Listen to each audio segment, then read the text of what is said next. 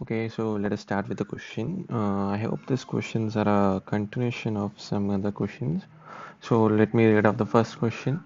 With the next function given s equal to, I have written it over here, with the next function given as s equal to t cube minus 9t square plus 24t raised to power 1, that is 24t itself plus 2. Okay, so find the velocity and acceleration and select the correct answer.